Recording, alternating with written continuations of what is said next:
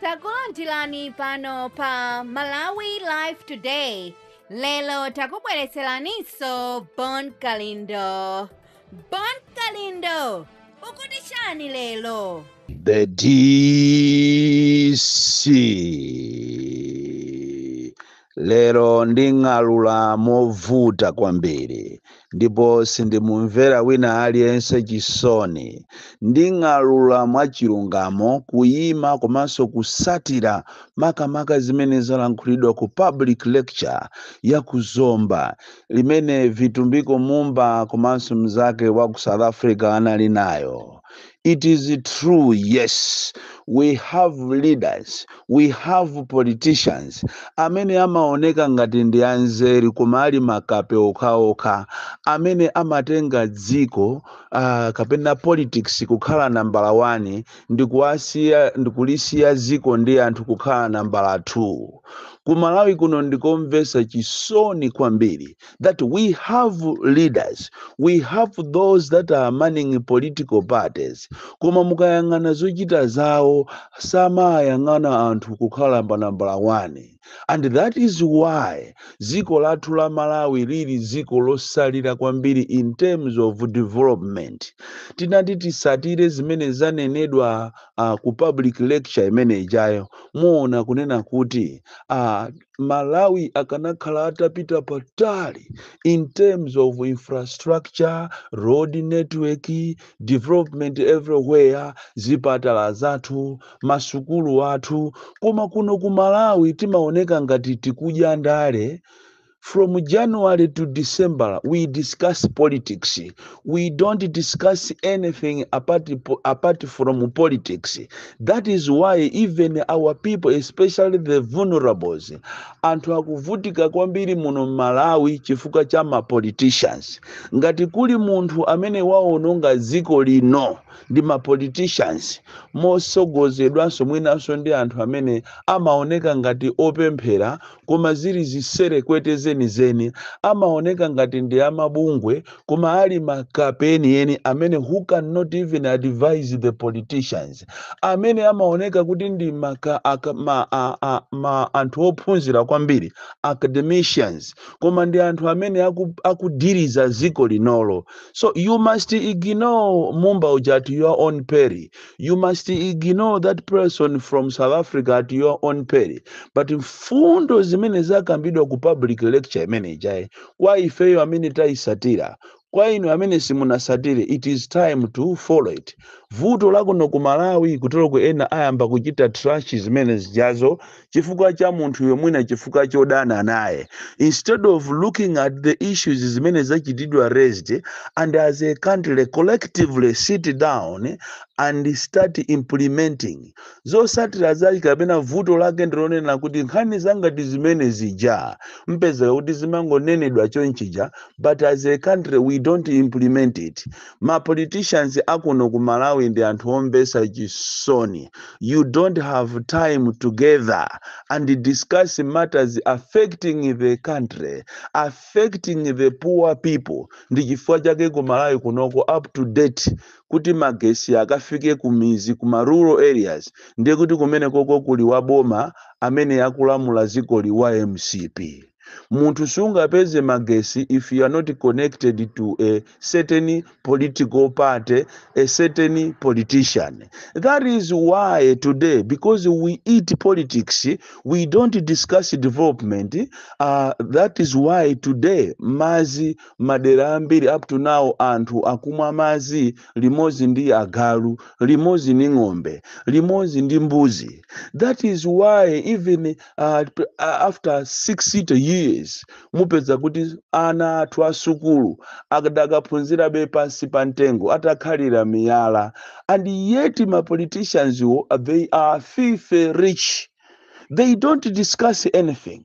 They don't seem to love this country. Or what they know is ngati mwina apezeka kuti mwina akucheza ndi kuti akumana kumaliro.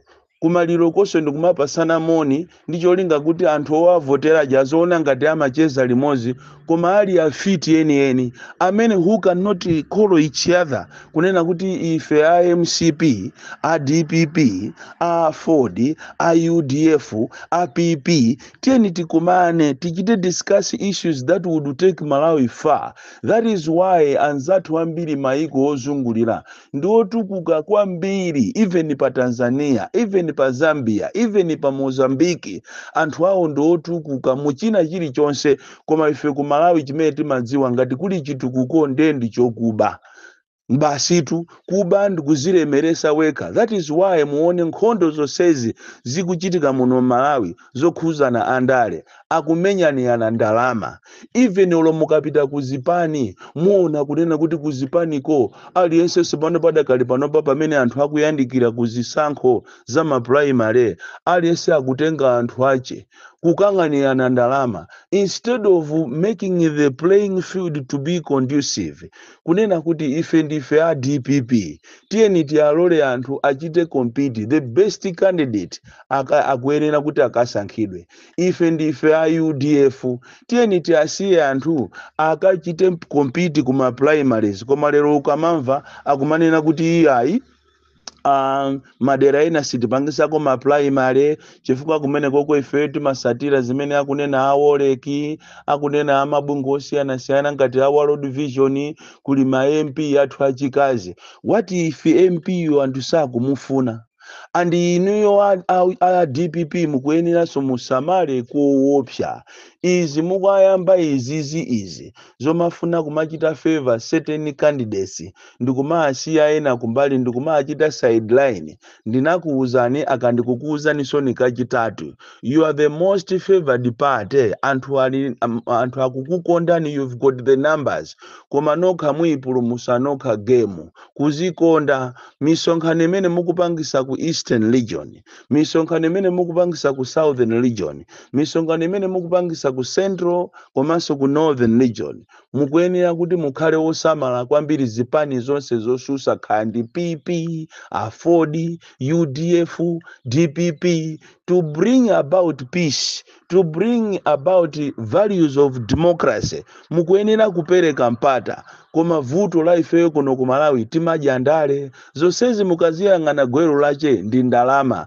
That is why ziko lathu lidakankera kuvutika, mankhwala muzipatala mulibe, and yet munthu wina ache ndithu kukakhala pansi ndi nduna zache ndikumatenga anthu ambirimbiri kumapita nawo ku State House. Ndalama zimene zijazo makhala mukumapereka kwa anthu aja, kumapereka ma 50,000, ma 100,000, mafumu ndi mafumu, achinyamata ndi achinyamata, ziko lomvesa chisoni anthu athu kususukira makobiri amene ajawo mukanakhoza kupangira zinthu zambiri zimene zikanakhoza kutukula ziko lino. Koma monga mmene wanenera mumba uja, love him, hate him, ifeyo ndi mtundu omvesa chisoni, Amalawi omvesa chisoni, amene timangoyang'anapo ndalezo, timangoyang'anapo kubako, koma kuti titukule ziko, titukule miyoyo ya Amalawi sitidziwa. That is why even kafika nthawi yokuti mufuna muchitane promote, mukumachitana promote anthu a mtundu umodzi. Zimene zikuchitika zija ndikuuzeni ku Malawi kunoko kuli sankho, kumaona kuti awa ndi akumpoto, awa ndi akumwera, awa ndi apakati ndiye osankhikawo, awawa ndi aku Eastern Region, maudindo mwasakhalemo. Akakhala azimayi kuti akwezedwe maudindo ndiye kuti mwina agonedwe. That is why for the first time mwaona zimene zachitika ku prison, kuzomba prison ndi kudomasi, azimayi kupanga strike kuchifuka cha khalidwe la anthu ena mabwana okufuna kuti akafuna kuti agwire ntchito kapena akweze ndiye kuti awagone. It is a sad situation. Unfortunately tili ndi mabungwe amaloya a azimayi amene kalero ankagwira ntchito yowasamalira azimayi anzawo, koma lero tikunena pano zonse zija zinatha, zija zachitika kuzomba. azimayi a prisoni ma warders kuchita strike ndikumanena kuti ifeyo tatopa ndi nkhanza zimeneja muzitenge so seriously. Ziko limene asogoleri yake they are not on top of the affairs, amachita prioritize nkhani za ndale kusiyana ndi miyoyo ya anthu. That is why leroli even anthu akukasasire akuvutika chifukwa chonena kuti ziko anthu andale asankha kukaphunzira mfuti kumakaomba mfuti over lives of people. Chifukwa sizoona kunena kuti anthu akuvutika mwathamangisa kumalo kwawo alibe kokhala, akukhala in a situation malo amene ali so pathetic in human condition, koma boma ndikupita kumeneko ndikumakanena kuti amalo amene wawa ndi ame malo awawa ndi opangirako mfuti. Uchisiru weniweni kutenga miyoyo ya anthu kukhala yosapambana, koma mfuti ndikukhala pa nambala 1. Futi yonso ngati mwamenya nkhondo ndikuti mwakamenya ziko laini kunoko kulibeko nkhondo ina iliyonse. Kuzuzana tokha Malawi because a genuine leader sakanapanga zimenezo akanachita a rise above petty politics and do the needful for the people. Iweyo kuti ukhale pamene popo wakhalapo chifukwa cha anthu omwewo. Anthu omwewo ndi amene anakuvotera. Lero ukukauza anthu aja kuti achoke kumalo kwawo koma muziphunzirako mfuti. So pathetic. No wonder leroli mukubweresa tera muno Malawi. And uthenga umene upite kwa President Chakwera kunena kuti zonse zimene mwachita siku lija munasegulira nsika wa Foja kuwaitana mafumu 67 ochokera ku Ntchisi, Nchinji, Lilongwe, Salima komanso Kasungu. Uthenga ujatu umene mwauza mafumu aja, uthenga uja ayamba kuulula mafumu aja. What type of a leader are you, Mr. Chakwera? And izikhazi kunyaseni khamu ni mange musani mange koma chilungamo chache nchonena kuti you are so pathetic.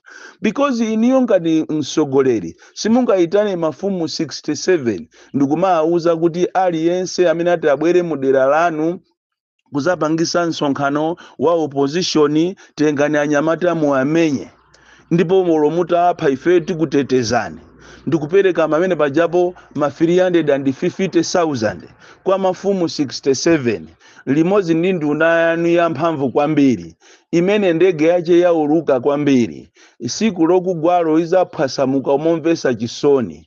Akulu amene wa athamanga kwambiri nduna yanu imene iyi yathamanga imene mukuitenga ngati iniyo ngati amene ngati ndi advisor wanu amene amakulamulirani. Siku lina muzadabwa chifukwa ziko ilili ndi ziko kumauza kunena kuti ndipo fetereza tikupasani ndipo nzimayi wina mfumu ndi uja anayima konkuja ku State House ndikukuza ni mwamvemvemve kunena kuti palibe chimene mukutithandiza ifeyo Amalawi tikuzunzika ndipo fetereza munayamba kale kumuimba nyimbo ndiye fetereza ndi uja mwatipasa mochedwa kunalibenso anthu ambiri sanalandire pakana munamuchita detain nzimayi uja. Ine ndimaona ngati statement yanu mmalankhula some 2 weeks ago yonena kuti anthu anakuchita ni miscourt zochita shed blood. Achakwera you want to shed blood and ziko linolo ngati muti mubwere nkhondo oyiyambisa si Winiko, oyiyambisa si ya DPP, oyiyambisa si ya UDF, oyiyambisa si ya Ford, oyiyambisa si ya PP, oyiyambisa ndinu Achakwera. And you must know this kunena kuti mpando umene muliwo oyambirira kukhala president sino pabwerapo pamene popo ma president koma anachoka koma inuyo you want to continue using power, money and fame komanso kufuna kuchita create an environment ya anthu azikwanje mukufuna mupitirize kulamula pamenepo and uthenga ungati ukuchoka kwa mafumu wanu muziwe kunena kuti something is wrong. Anthu oti mmatenga ngati ndi anu pamene mukupangana zinthu zoyipa muziwe kuti anthu enaso akukuonani. Choncho mafumu amene munaitana 67 siku lija mwayaluka kuujenuku kukanengo kufoja kumene alimi alusa kumene inuyo ngati president you are not doing anything to bail out alimi ndipo inu alimi mukhale anthu ogwirizana musatoledwe ndi anthu andale. Foja uja mmalima nokha iyeyo samalima foja. Palibe wandale amene amalima foja, akalima foja ndiye kuti akufuna sona iye apange business. Foja waniyo mumukanize, muauze azungu kuti akagule foja wa amawo. Inuyo foja wanu mukamugulise maiko ena ngati ku Zambia, ku Mozambiki. Chifukwa chimene chichi ndi chibwana kwambiri. That is why ku public lecture kuja kuzomba ku Chancellor College achita kunena kuti asogoleri ifeyo andale timatenga ndale ndi kuzisiya pasogolo. Nambala 2 ndiye anthu. That is why ifeso aku Malawi first timanena kuti Malawi first, the people first. Akanakhala kuti asogoleri athu akutenga Malawi first, the people first slogan, ziko la Malawi likuchita bwino kwambiri. Chifukwa kunoko ena ananenapo even amalemu Bingwa Mutharika kunena kuti ziko lino silosauka, ziko lino ndilolemera, koma kaganizidwe kathu m'mitu mwathu ndikamene kali kosauka. That is why we are still here today. Tidakavutikabe. Even program yomweyi yogawa chimangai yokuti anthu ovutika azilandira. Tapita ni kwa Makungula uko kuzomba uko kwa tiye mkagula mukapeza kuti kumene koko maofficials ochokera kwa DC akumagawa zinthu zija mwa madiru. Iwo aja ndikumapindula ndikumatenga chimanga ja ndikumakagulisa kwa mavenda ndikuasiya anthu osauka akukhalabe ndi njala. Koma yeti chimangacho chaperekedwa kuchokera ku Dodima, ndalama zake si za munthu ya, ndalama zake ndi misonkho ya Malawi. Ngati Yesu ukhala connected to MCP ndiye kuti chimangacho siulandira.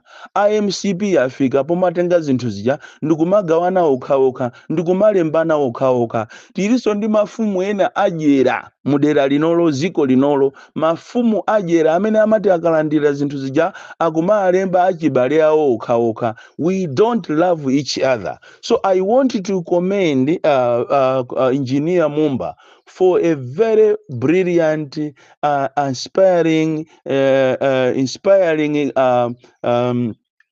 public lecture. It was so good, so educative.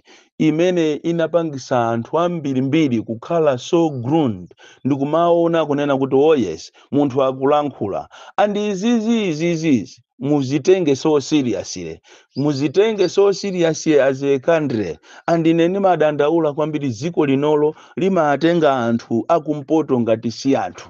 That is why anthu amene aja akuvutika kumene kuja andi kumpoto kujatu amene akuzunzika gosokha aja kukasasire.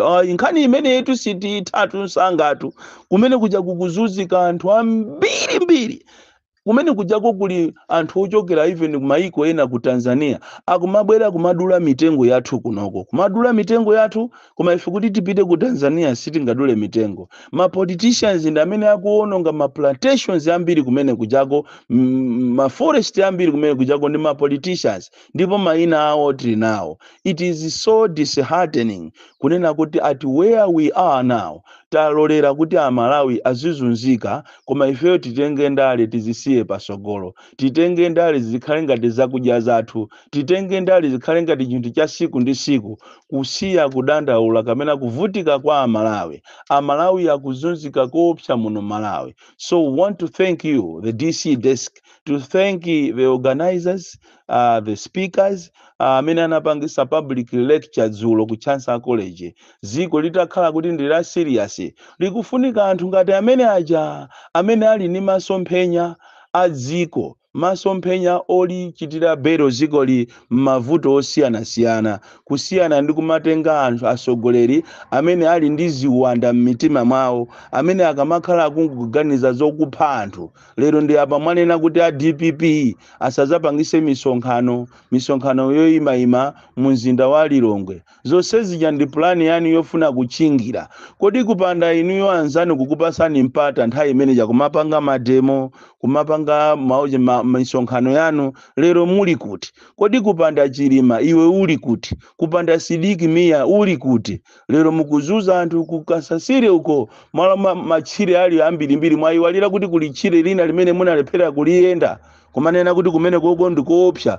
Kuchikangawa uko osamakaphulisa futi zanu zo kumene kubanja kusiyana ndi kuzunza anthu. inu ndinu makape kwambiri ngati kuli kuti mufuna muphe munthu ndi cholinga kuti muwine zisankho ndiye munthu woyambirirayo tu akhale ineyo ndili rede ineyo bora tisainiyane mukandiphere pa 18 patawa pajapo ndi uchisiru kwambiri umene mukupanga muziko muno and inu ya opposition musegule maso mukakamire kunena kuti nonse mathematic mukangololera manyaka amene wandikufasa kwanu ndikupepera kwanuko muzalira siku limodzi kuwalola agalu amene wakuti agwiritsa si mathematic. Bon Kalindo, the DC, mwana woopsa kwambiri, the most dead and dangerous child from Jeza village, T.A. Mabuka, box 76, Mulanje, Malawi, Southern Africa.